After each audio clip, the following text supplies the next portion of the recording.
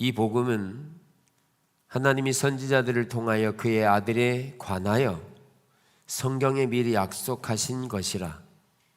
그의 아들에 관하여 말하면 육신으로는 다윗의 혈통에서 나셨고 성결의 영으로는 죽은 자들 가운데서 부활하사 능력으로 하나님의 아들로 선포되셨으니 곧 우리 주 예수 그리스도시니라.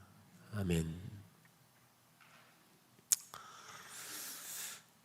우리가 선교적인 교회 또는 선교적인 백성 이런 부분들을 나누면서 선교적이라는 단어를 쓸 때 왜 선교적이라는 단어를 쓰는지 이해해야 한다는 거죠.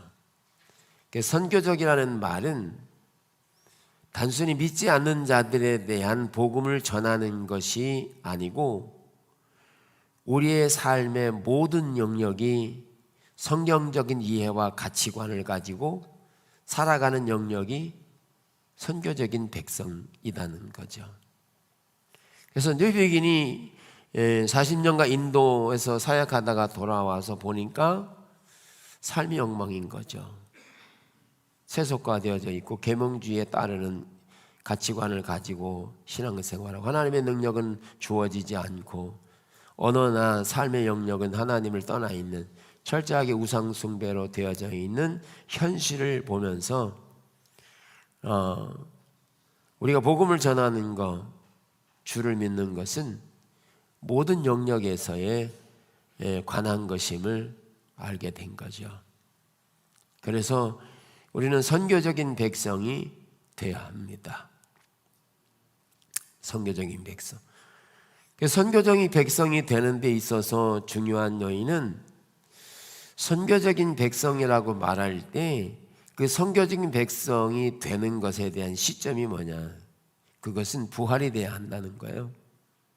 왜 부활이 새 창조고 새로운 시작이냐면 우리를 죄악 가운데서 사망 가운데서 십자가를 통해 죽으시고 부활하신 사건은 우리가 가지고 있는 모든 죄의 문제들을 걷어내고 그리고 부활하심으로 인해서 사망 권세를 깨뜨리고 부활하신 능력을 선포하셨기 때문에 새로운 창조의 시작이다.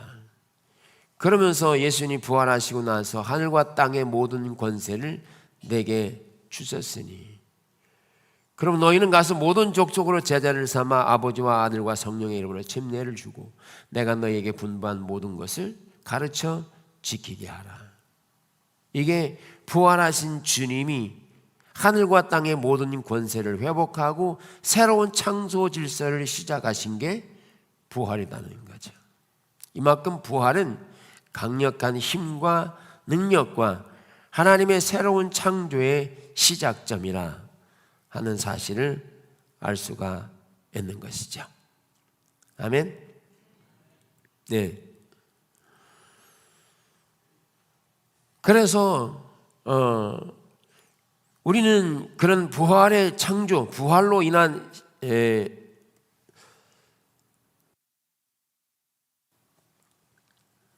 부활이 새 창조의 시작인데 그 부활 이후에 사도들을 비롯한 초대교회의 사도들을 비롯한 예수님의 제자들 그리고 그 당시에 복음을 전하는 자들의 복음의 증인되는 말이 어떤 말이 증거됐냐 하면 예수 그리스도가 죽으시고 부활하셨다는 사실이 증거되면서 예수 그리스도가 주님이시다 라는 것을 증언하기 시작했다는 겁니다.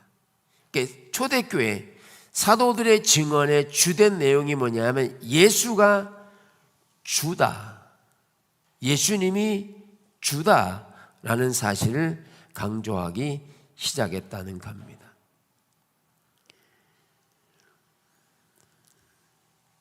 그래서 예수님의 주되심은 예수님의 부활이 예수님의 부활 이후에 예수님이 주되심을 드러냈는데 이 부활의 주님은 단순히 부활하신 것으로만이 아니라 예수님의 부활은 그 부활로 인해서 주님이 되신다는 사실을 이야기합니다. 그래서 우리가 읽은 성경에 보면 그의 아들에 관하여 말하면 육신으로는 다윗의 혈통에서 나셨고 성결의 영으로는 죽은 자들 가운데서 부활하사 능력으로 하나님의 아들로 선포되셨으니 곧 우리 주 예수 그리스도시니라. 여기 주라고 하는 말이 나오잖아요. 주님이시다. 우리의 주님이시다 라고 선포하면서 이 예수 그리스도가 다윗의 자손으로 오신 메시아라고 하는 사실을 이야기하기 시작합니다. 메시아다. 우리의 주와 메시아가 되셨다라는 것입니다. 그러면 예수님이 주이시고 그 주님이 메시아라고 말할 때 우리는 그 당시의 메시아 사상에 관해서 이해해야 될 게, 그 당시의 메시아는 이스라엘에서 유다인들이 생각했던 메시아는 다윗의 왕조로 오는 군사적인, 정치적인, 경제적인 이런 부분에서 회복하고 다윗의 왕조를 회복할 메시아를 기다렸다는 거예요. 그들이 가지고 있는 메시아 사상은 지금 로마에 지금 포로 생활하고 억압당하고 있는 이런 상태에서의 군사적인 행동, 경제, 정치적인 행동으로 이 나라가 강건해지고 회복돼서 다시 로마를 압제하는, 로마를 통치할 수 있는 그런 메시아를 기다린 거죠.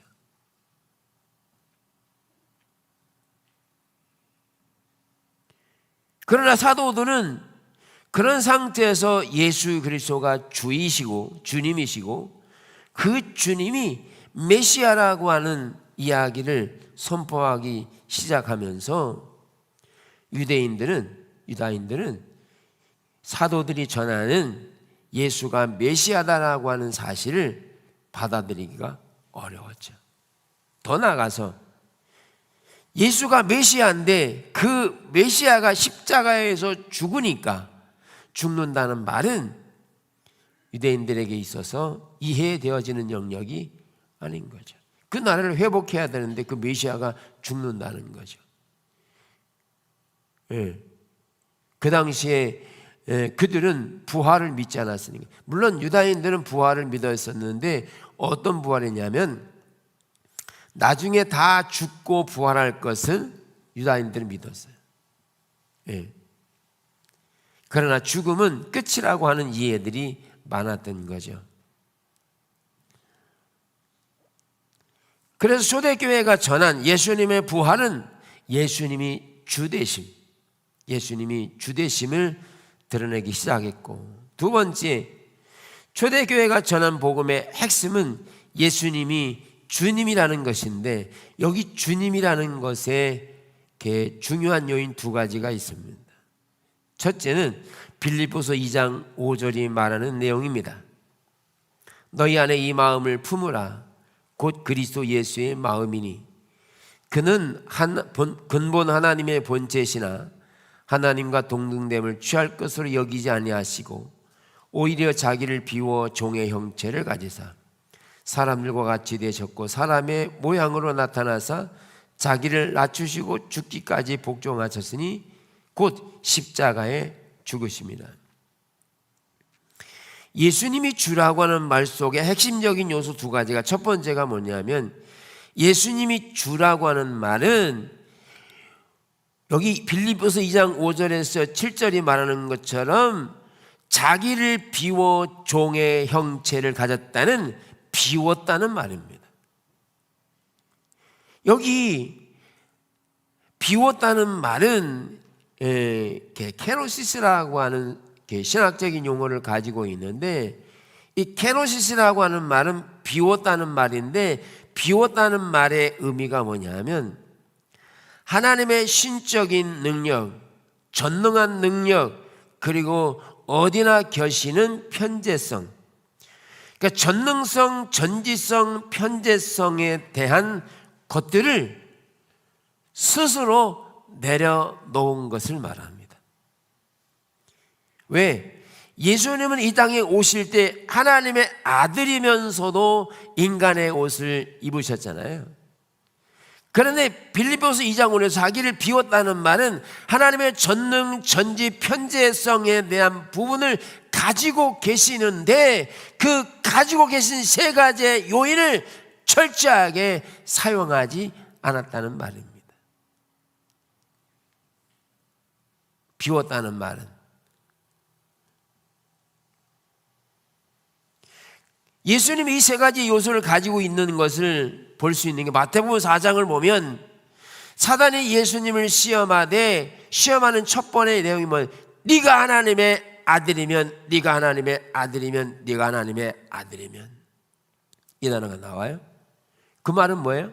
너의 가지고 있는 전지성, 전능성, 편재성, 이 세 가지의 요소가 하나님 거잖아요.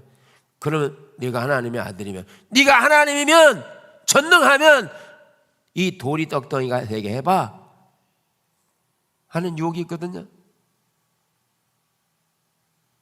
그런데 예수님은 그것을 스스로 사용하지 않고 내려놓고 자신을 비우신 게 주님이라는 말입니다.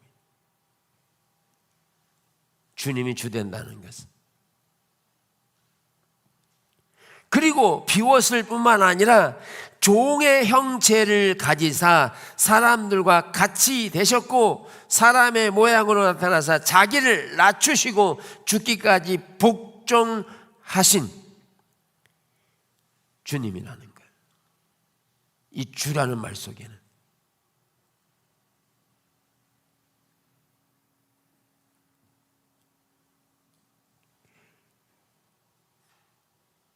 그래서 철저하게 예수님이 이 땅의 삶을 살아갔을 때 비움으로 인해서 하나님의 전능성도 의지하지 않았어요. 전지성도 의지하지 않았어요. 그리고 예수님은 한 곳에 계시면 다른 곳에는 계실 수가 없었어요. 그렇죠? 갈릴리에 계시면 갈릴리 그 한 곳에만 계셔야 됐어요. 왜? 그분은 육체를 가지셨기 때문에. 편재성을 가지고 계세요. 그런데도 그것을 사용하지 않으신 거죠. 이거를 성육신이라고 말합니다. 인카네이션.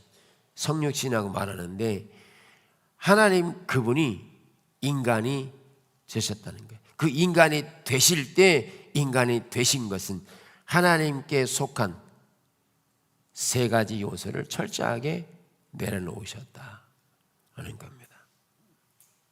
이게 주되심의 첫 번째 이야기입니다. 꼭 비유로 말하면 이런 거예요. 내가 1,000억이 있는데 그걸 안 쓰는 거예요. 쓸 수 있는데 안 쓰는 거예요. 쉽겠어요? 어렵겠어요? 1,000억이 상상이 안 되니까 그런가 보다. 1,000만 원. 쓸 수 있는데 포기하는 거예요. 왜? 예수님은 비워야 하느냐? 인간의 죄를 대속해야 되는 종으로 오시는 삶을 살아가야 되기 때문에 버리시는 거죠.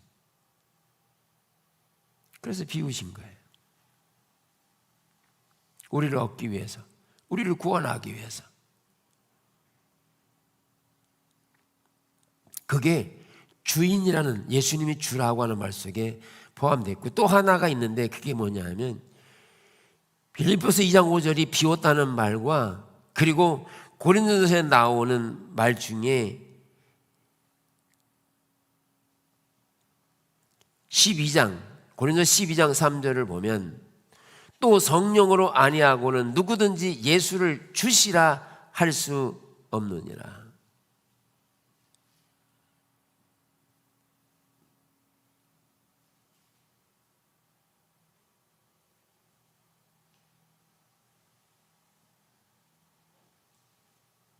네, 16장 22절입니다. 만일 누구든지 주를 사랑하지 아니하면 저주를 받을지어다. 우리 우리 주여 오시옵소서. 이게 아람어거든요. 마라나타라는 말이에요. 마라나타, 그 당시에 일부가 아람어가 쓰여졌는데 이 마라나타는 말이 주여 오시옵소서, 그 말이에요. 마라나타. 마라나타라는 말은 아람어인데 두 개의 단어가 합성어가 된 거예요. 마라하고 나타하고. 근데 마르라고 하는 원어를 가지고 있는데 그 마르라고 하는 말은 주여, 그런 뜻이에요. 그래서 그 당시에 팔레스티나에서 그들이 기도할 때 이 단어를 사용했다는 거예요. 그런데 이 마라나타가 뭐냐면 주여, 우리 주여 오시옵소서. 주여 오시옵소서. 주님이라고 하는 말 속에 자신을 비우는 것과 그 부활하신 주님이 승천하시고 다시 오시는 주님이 주님이라는 거예요. 다시 오실 것을 약속하신 그분이 주님이라는 겁니다. 이 땅에 예수님이 인간으로 오셔서 인간의 구속사를 이루기 위해서 하나님의 모든 세 가지의 전능, 전지, 편재성을 다 포기하시고 전혀 철저하게 인간으로 사시면서 구속을 이루신 그분이 승천하시고 다시 오시겠다고 하는 마라나타, 다시 오시겠다는 그분이 주님이라는 것을 사도들은 전했다는 거예요. 우리가 기도할 때 주님, 그러는 주님은 어떤 주님이에요? 내가 주님이라고 볼 때 사도들은 예수가 주라고 전할 때 예수가 이렇게 자신을 비우신 그 예수를 전하고 그리고 다시 오실 마라나타의 주님을 알았다는 거죠. 이게 사도들이 그렇게 전했을 뿐만 아니라 그러한 삶을 살았습니다. 초대교회가 그렇게 삶을 사는 거죠.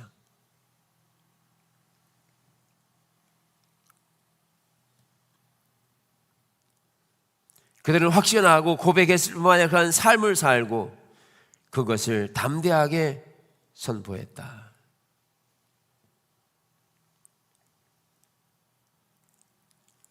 예수가 주라는 것을. 그래서 주라는 말 속에는 예수님이 하나님의 세 가지 요소를 철저하게 스스로 버리시고 인간이 되셔서 인간을 구속하기 위한 것으로 오신 분이 주님이시고 그리고 그 주님이 다시 오신다는 약속을 하신 분이 주님이시니까 그 예수 그리스도를 전하는 것뿐만 아니라 선포하고 또한 그러한 삶을 살아가신 삶이 제자들의 삶이었다는 거죠.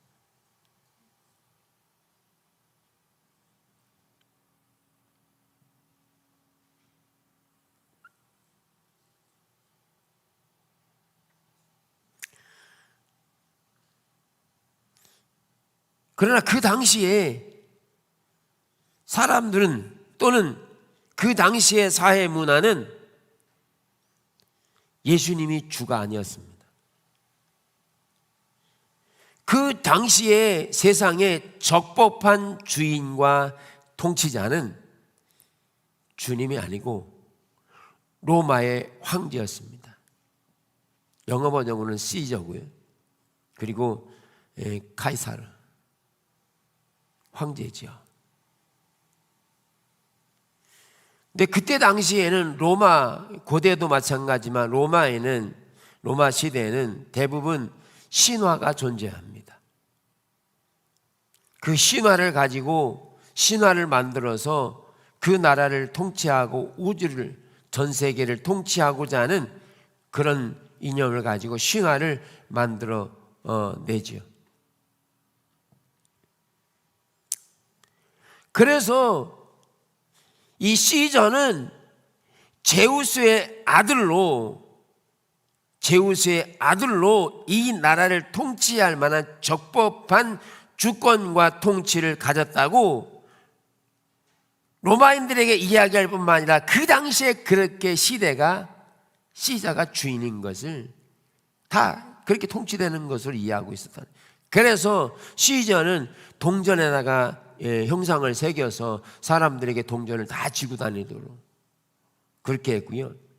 형상을 세워가지고 절하기도 하고요. 그래서 그 나라를 통치하는 게 시저라는 것을 강력하게 통치권을 가지고 그리고 신화를 만들어서 선포하게 되었어요. 그래서 그 당시에 시저를 우상화시킨 게 뭐냐면 시저가 출생할 때 그의 아버지 크로노스하고 레아가 있었는데 크로노스하고 레아가 들었는데 그 아버지가 자신에게 이야기를 들었는데 크로노스가 자녀를 낳으면 자녀들이 반란을 일으켜서 자기를 죽인다는 이야기를 들은 겁니다. 예언이죠. 그래서 크로노스가 레아를 통해서 낳는 자식마다 다 잡아먹었습니다. 신화입니다. 그러니까 레아가 하도 화딱지가 난 거죠. 낳는 애들마다 다 죽으니까. 그래서 한 번은 애를 낳았는데 하도 안 되겠어서 돌덩이를 내주고 애기를 감추고 돌덩이를 이제 시저한테 크로노스한테 보내고 실제로 난 아이는 섬에다가 갖다 놓은 거죠. 숨긴 거죠. 그래서 울음소리도 날까봐 주변의 소리를 시끄럽게 해가지고 그 아이를 키웠다는. 그게 누구냐? 제우스라는 거예요. 그의 적법한 아들이 자기라는 거예요. 시저라는 거예요. 이게 여러분 들으면 좀 우습죠? 우습죠? 웃으세요 빨리. 근데 이게 그 당시에 통했다는 거예요. 그래가지고 그를 신격화한 거죠. 그래서 무슨 말이 들어오냐면 부활한다는 얘기는 없는데 황제가 죽어서 신이 됐다는 얘기는 있다는 거예요. 그래서 내가 신이라는 거죠. 그렇게 통치권을 갖기 위해서 한 건데 제우스의 아들로 자기는 적법한 통치자다. 시저가 그래서 제우스의 아들이라는 거예요.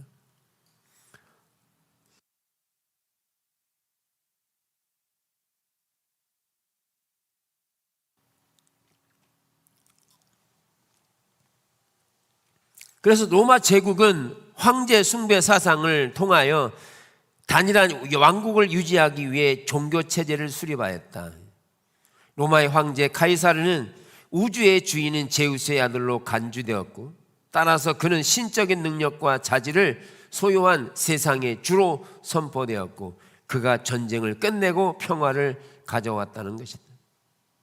이승현 박사는 이렇게 얘기합니다. 그러니까 시저가 모든 전쟁을 끝내고 평화를 주는 것. 그 통치자가 누구냐? 그 시저라는 거예요.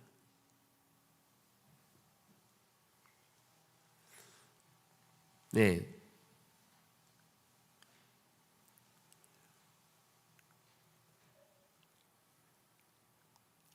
인도에는요 스와미라는 단어가 있는데 이게 주라고 하는 말이거든요. 주라는 말이거든요. 그런데 인도에는 이 주라는 말이 몇 개가 아니라 3,000개가 있답니다. 그러니까 주라는 말이. 근데 인도의 주라는 말은 어떤 의미냐면 내가 존경하는 사람은 다 주입니다. 존경하는 사람. 인격적으로 존경하면 주라는 말을 써요. 오늘날에도 우리는 정치를 보면 그 정치 가운데 다 주인이요, 주요. 대통령도 주고 야당 대표도 다 주요. 왜? 자기만이 공적인 적법한 통치자가 될 수 있다라고 생각하는 겁니다. 여당 대표든 야당 대표든 자기가 돼야 새로운 당을 만들어 자기가 돼야 뭐 한다는 거예요?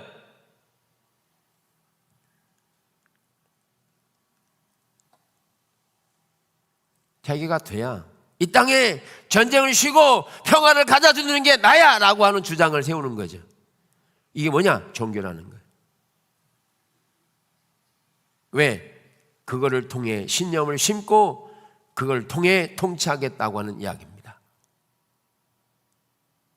그래서 더 나가서 이런 신념조차도 종교다라고. 그리고 그렇게 만들어서 뭘 요구합니까? 종교니까 희생과 헌신을 요구한다는 거예요. 모든 정당이 그렇잖아요. 그죠? 자기가 대통령 돼야 뭐가 돼야 그걸 다 할 수 있다 이렇게 여기는 거죠. 종교라니까요. 거기에 희생과 헌신을 다 요구하는 거죠. 어느 종교 얘기해 보세요. 이단들도 보면 종교잖아요. 가지고 있잖아요. 거기에 뭐예요? 다 희생과 헌신을 다 요구해요. 왜? 중요한 것은 그거를 통해서 통치하겠다는 거죠.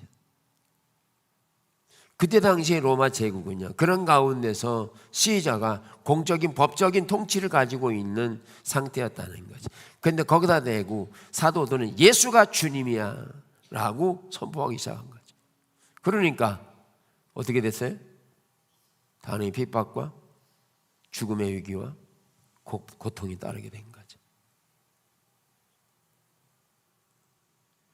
여기서 주님이 예수가 주라고 한 말은 군사적, 경제적 이런 부분이 아니라 예수님은 하나님의 나라를 세우는 공적인 통치자를 말하는 거죠.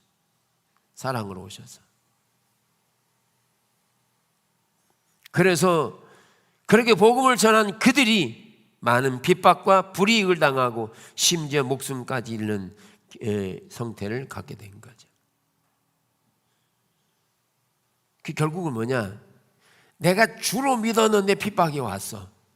그러면 그 핍박을 피하거나 또 그 핍박으로 인해서 낙심되는 게 아니라 내가 예수를 주로 믿음으로 당하는 핍박을 당연히 여겼다는 거예요. 사도들은. 베드로가 어떻게 해요? 핍박받고 감옥에 갇히니까 핍박받는 것을 어떻게 해요? 당연히 여겼다. 이게 사도들이 가지고 있었던 주라고 하는 사실. 그때 당시에 예수가 주라는 말이 통치권을 갖는, 그래서 적법한 통치권을 갖는 게 주님이라고 선포한 내용이라고 합니다. 여러분은 주님을 몇 개나 갖고 계세요? 인도에 3,000개가 있는 거죠. 여러분 주인을 몇 개나 돼요? 금도 되고 은도 되고 집도 되고 차도 되고 다 주인이요. 어떤 분은 차가 주인이요. 그래서 매일 닦아. 비가 오나 닦아. 그치, 다 닦아. 왜? 그게 주인이요. 거기에 희생과 헌신을 다 요구해요. 뭐 얘기해 보세요. 뭐가 안 주인인가?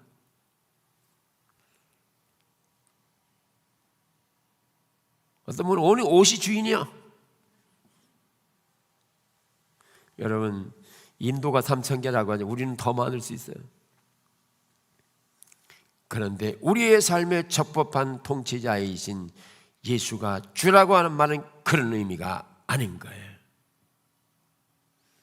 우리를 위해 십자가에 죽으시고 부활하시고 다시 오시겠다고 하는 그 주님의 의미를 가지고 있으며 그 하나님 나라가 원하는 통치 그 개념을 인식하고 그런 삶을 살아가도록 우리를 이끌어가는 게 예수가 주라는 말이라는 거예요. 마지막 세 번째는 그 주님이 하나님의 본체시라는 거예요. 예수 그리스도가. 예수님이 이 땅에 오셔서 삶을 사시고 죽으시고 부활하신 그분이 주님이며 메시아라고 전할 때 그 주님은 동떨어진 게 아니라 구약에 말하는 여호와 야훼의 하나님이라는 것을 선포했다는 거예요. 사도들이. 그러니까 이 예수는 하나님의 본체이신 하나님이고 야훼의 하나님이라는 것을 전하기 시작했다는 거예요. 그러니까 더 핍박이 많은 거죠. 하나님은 유일한 하나님인데 어떻게 해서 하나님과 동등됨을 여기며 예수님 비방하겠거니와 사도들이 어떻게 그렇게 예수님이 하나님이냐. 그러나 사도들은 이것을 강력하게 예수는 주이시면서 야훼 하나님이 우리 가운데 오신 그분이고, 그리고 더 나아가서 너희가 죽였고 예수는 하나님이 살리셨다 이렇게 얘기하니까 더 강력한 반발이 있었던 거지. 그냥 말 안 하고 가만히 있으면 괜찮을 텐데 말해서 더 터지는 거지.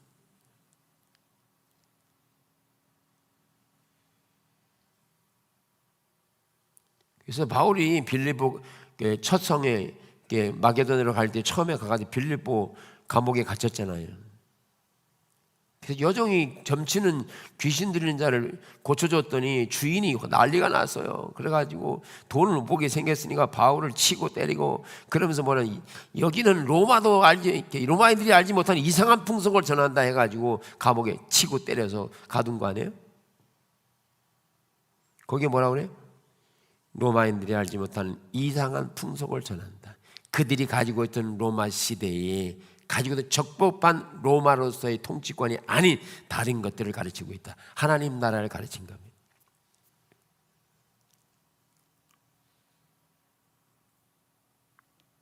그래서 사도들은 야훼 하나님이 메시아다, 야훼 하나님이 우리의 적법한 주인이다라는 것을 강조하신 거죠.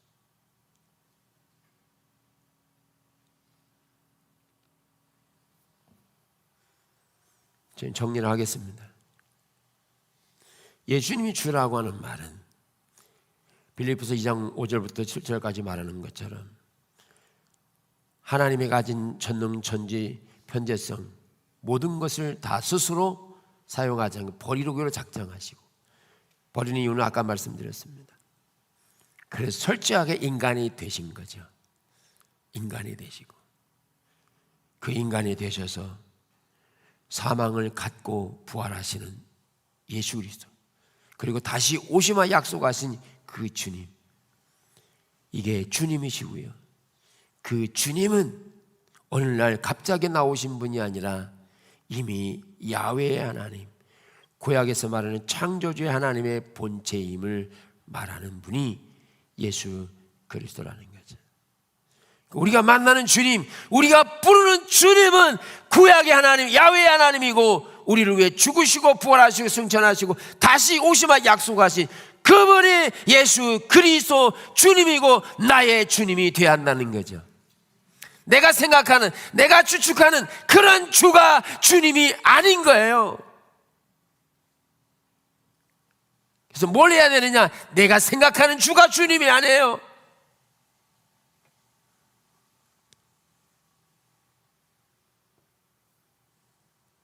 여러분, 이거 심각합니다. 주님 아시나요? 그러면 아이고 전 주님 몰라요. 이거요 종교입니다. 왜? 모른다는 것에 자기의 모든 걸 다 걸어요. 그리고 알려고 하지도 않아요.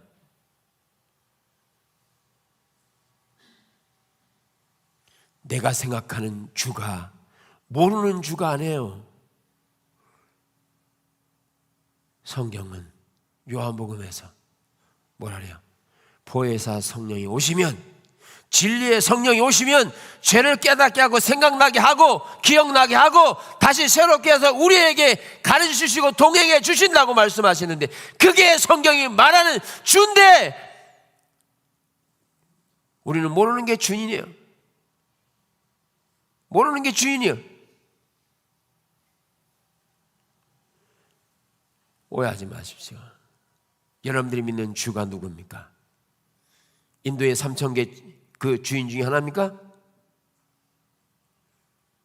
아니면 내가 성경이 말하는 주를 믿고 있습니까? 부정적인 언어 사용하지 말라 했잖아요. 그러면 우리의 주인은 부정적인 언어가 될 수 있어요. 그게 법적 권리를 가져요. 미워하는 게 당연한 것처럼, 시기 질투하는 게 당연히, 그게 법적 권리를 가져요. 그렇게 되면 어떻게 되는데요? 그게 주인이 돼버리면 그를 사망으로 끌고 갑니다. 보세요. 해보세요. 그렇게 어둠의 영역에 처하면 처할수록 그는 사망으로 가게 돼 있어요. 햇빛을 보지 못하고 내 마음속에 기쁨과 즐거움을 다 뺏어가요. 그게 주인이니까요. 그게 동의하시겠습니까? 아니요. 모르는 게 되면 그게 주인처럼 자기를 억제해요. 통제해요. 그러면 계속 모르게 만들어요.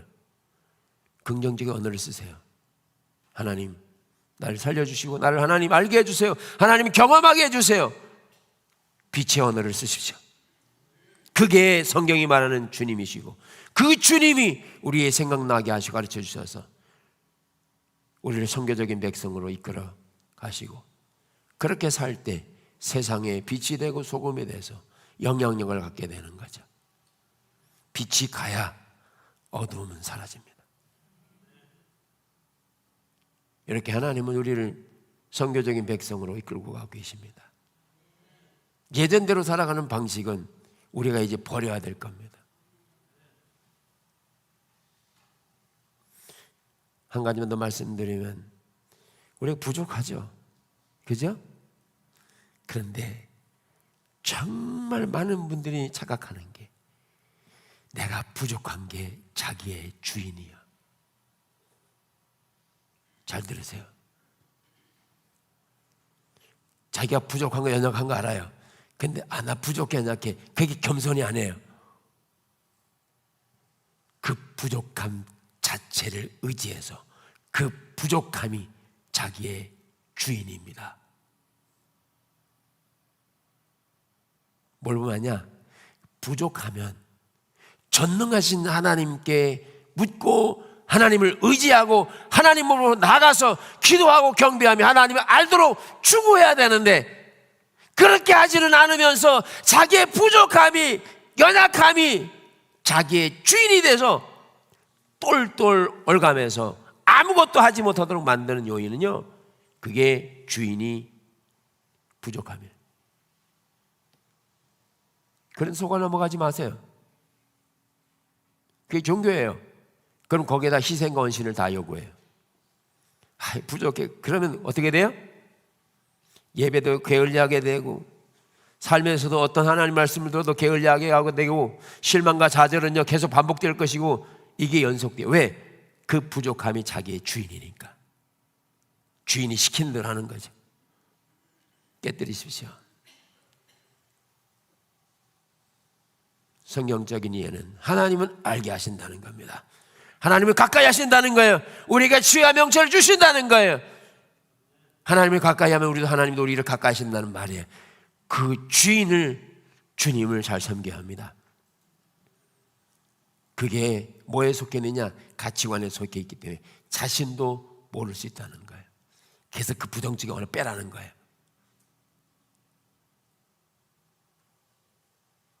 부족하다, 연약하다.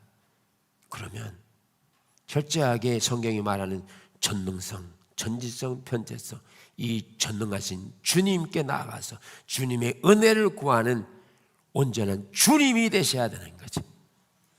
아멘. 그게 선교적인 백성이지. 정말 성경이 말하는 주가 아니라 자기가 선택한, 자기가 만들어낸 주, 그게 주님인 것처럼 생각하는 것은 오늘 올바르지 않은 신앙이라는 거죠. 이해되십니까? 이게 가치관에 포함되어 있다는 거예요. 그러면 성경적인 이해와 가치관을 가지면 미워할 사람이 없습니다. 주님이 십자가에서 모든 것을 다 회복하셨기 때문에 샬롬입니다. 생명이 넘치게 되는 거죠.